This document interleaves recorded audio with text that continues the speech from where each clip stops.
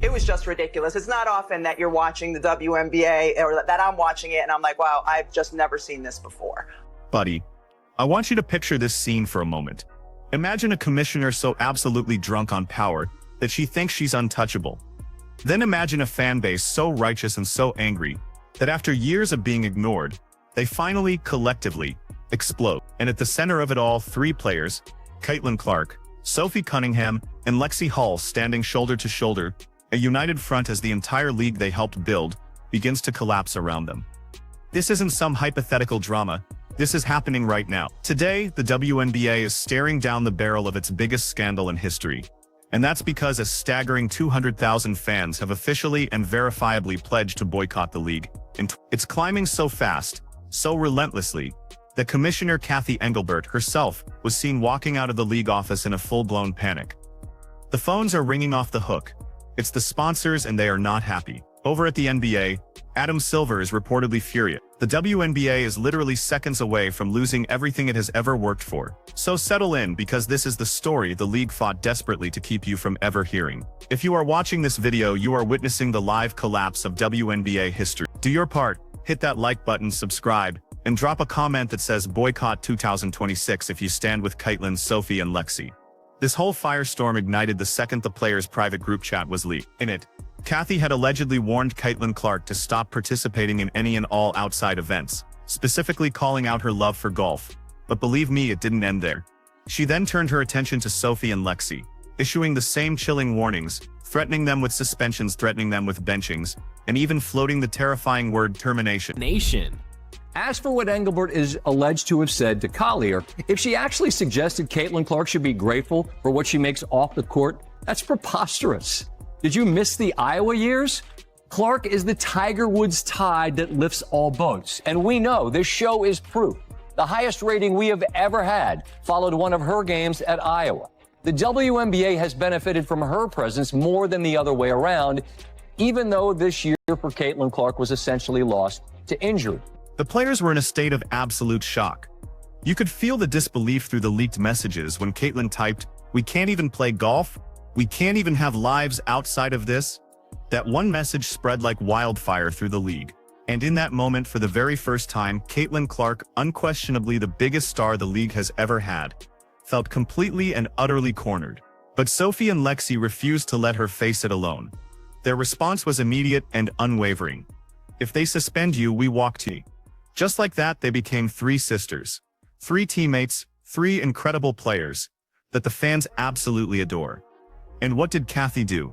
She chose this exact moment, the worst possible moment, to declare a war she could never win. The second the news of this threat hit the internet, the fans went completely insane. One single tweet from a fan account laid out the battle lines, getting 1.2 million views in a matter of hours. Suspend Caitlin and we suspend the WNBA.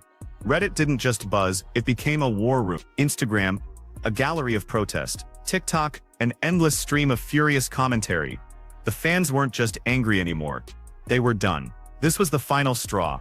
They remembered the years of questionable calls, the fake fouls, the targeted hits that went unpunished. They remembered Caitlin being benched for her own protection. And now threats over a game of golf?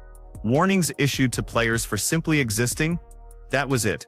The nuclear button was pressed. 200,000 fans signed an official verified boycott pledge for the 2026 season, a number growing by the minute. People didn't just sign as individuals. Entire families boycotted. Kids who look up to these players boycotted. Groups of friends who go to games together boycotted. This anger wasn't temporary.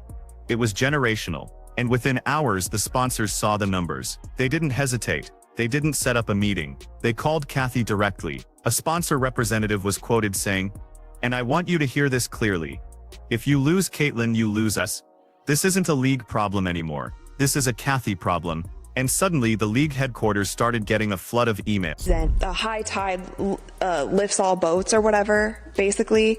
Like, if you buy into this, everybody is going to eat. Yet you had people fighting tooth and nail the entire season, not wanting it to be this way because other people weren't getting flowers, or she was getting too much attention, or she gets a special whistle, or I'm gonna check her off the ball here just because and then her teammate cheers for her for throwing her on the ground. It didn't get better. And it's disappointing to me because it's not every player in the WNBA.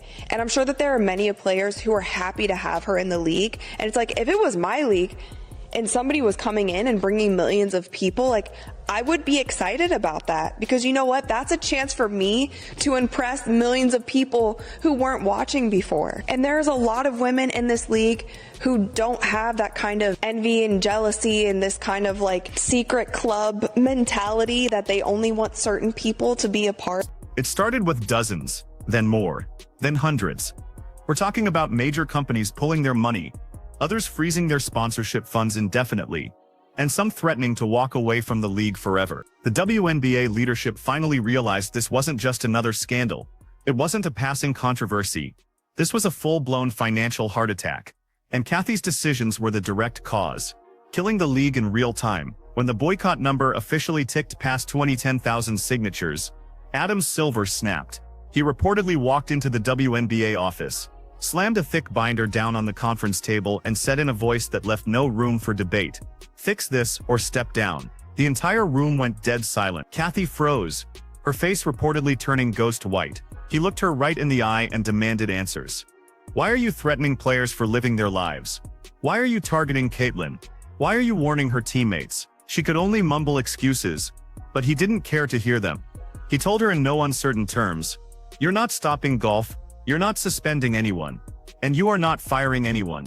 Then, and this is where the story takes an absolutely insane turn, the assistant commissioner supposedly whispered something into Silver's ear. He listened, stood up straight, shook his head in what could only be described as pure disgust, and walked right out of the room. No further meetings, no discussion, just legendary levels of frustration. Meanwhile, inside the Indiana Fever headquarters, the players' phones were buzzing like crazy. 200K boycotts became 220K, then 235K, then 250,000. Caitlyn just stared at the screen, speechless. Sophie grabbed her hand. Lexi wrapped her arms around both of them. In that huddle, Caitlyn whispered, "They're doing all of this for us." Sophie squeezed her hand and replied, "Then we stay strong," Lexi added. Together, at that very same time, the WNBA office was in a complete and total meltdown. Employees were reportedly crying at their desks, phones were ringing off the hook, email inboxes were exploding, and every major sponsor had frozen their accounts. Executives were hiding in their offices, afraid to show their faces. And Kathy? She was just shaking, completely paralyzed. She had no plan, no support from her staff, and absolutely no backup. She was finally forced to face the truth you can never escape.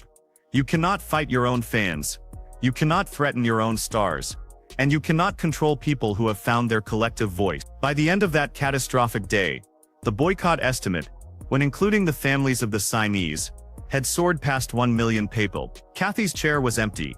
Her office door was locked. She refused to speak to anyone. The league had lost everything in a single day. Sponsors, credibility, fans, money, and stability. It would be holding the players back from saying, yes, we agreed to an extension. Let's try to iron out this deal so there is no lockout. Right? They'll still be able to negotiate if there's a lockout. However, players won't be able to head to the facility. They won't be able to get treatment. They won't be able to train with the team, with the staff. So there is some things to lose if there is a lockout. Sources: WNBA offers players extension on CBA deadline. The WNBA has offered players a 30-day extension to continue negotiations for a new collective bargaining agreement, sources told ESPN on Tuesday. An extension before the current CBA expires Friday would allow both sides more time to negotiate a new deal. That question, which raises some sensitivities of rivalries between players. In the case of Angel Reese, who's just had to shut it down because of a wrist injury, Caitlin Clark, who's continuing to play. Rivalry that goes back to their college days, presumably, where I guess some trash talking entered in. But now it seems on some social media channels to have taken a darker turn, a more menacing turn, where race has been introduced into the conversation, where sexuality is sometimes introduced into the conversation. How do you try and stay ahead of that, try and tamp it down, or act as a league when two of your most visible players are involved, not personally, it would seem, but their fan bases are involved. And control. It lost all control.